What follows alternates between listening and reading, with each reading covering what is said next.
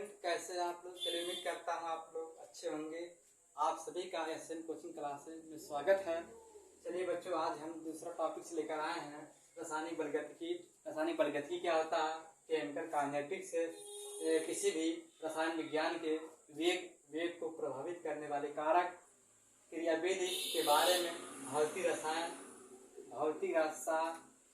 की जिस शाखा में अध्ययन किया जाता है उसे बच्चों रासायनिक बलगतिकी कहते हैं। इसका मतलब ये है रसायन विज्ञान की वह शाखा है जिसके अंतर्गत हम रासायनिक अभिक्रियाओं का अध्ययन करते हैं। रसायन विज्ञान की वह शाखा है जिसके अंतर्गत हम रासायनिक अभिक्रियाओं का अध्ययन करते हैं, उसे क्या कहते हैं? रासायनिक बलगतिकी कहते हैं।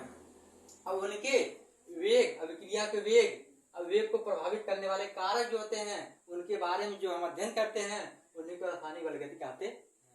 चलिए इसके बाद अगले टॉपिक से देखिए बच्चों, भौतिक परिवर्तन क्या होता है? फिजिकल चेंज क्या है? पदार्थों का ऐसा परिवर्तन होता है जिसमें पदार्थ के गुण कुछ समय के लिए बदल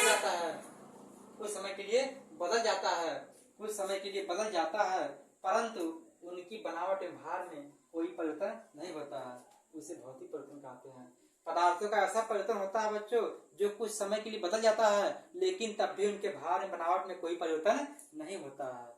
ये भौतिक परिवर्तन ऐसा परिवर्तन होता है जिससे उनके पदार्थों में भार में क्या होता है, जिसमें पदार्थ के गुण कुछ समय के बदल जाता है, परंतु उनकी बनावट में भार में कोई परिवर्तन नहीं होता है, उसे भौतिक परिवर्तन कहते हैं। जैसे बच्चों एक बर्फ है जब है ये कुछ समय के लिए क्या बन जाएगा?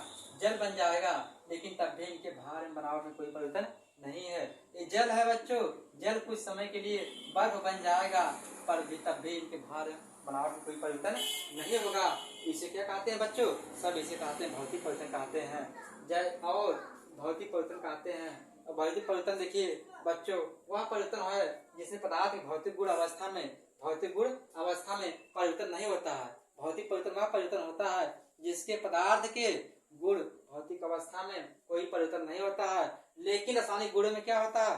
परिवर्तन हो जाता है। उनके भौतिक गुण में कोई परिवर्तन नहीं होता है बच्चों, लेकिन रासायनिक गुणों में परिवर्तन हो जाता है, उसे क्या कहते हैं? भौतिक परिवर्तन कहते हैं। यदि ठोस पदार्थ पर यह परिवर्तन को हटा दिया जाता है तो पदार्थ पुनः प्रारंभिक अवस्था में पूर्ण हो जाएगी। यानी कि इसका मतलब यह है ठोस इस प्रकार के परिवर्तन का कारण हटा दिया जाता है, ठोस इस प्रकार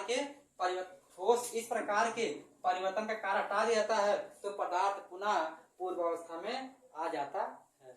यदि बच्चों ठोस के इस परिवर्तन का कारण हटा दिया जाता है तो पदार्थ पुनः क्या आता है? पूर्व अवस्था में आ जाता है। इस परिवर्तन को भौतिक परिवर्तन कहते हैं। भौतिक परिवर्तन यानी पदार्थ में कोई उनके भार एवं बनावट में कोई परिवर्तन नहीं होता है बच्चों। मतलब वह परिवर्तन होता है जिसमें उनके भार एवं बनावट में कोई परिवर्तन नहीं होता है, जैसा का तैसा रहता है, उसी को भौतिक परिवर्तन कहते हैं।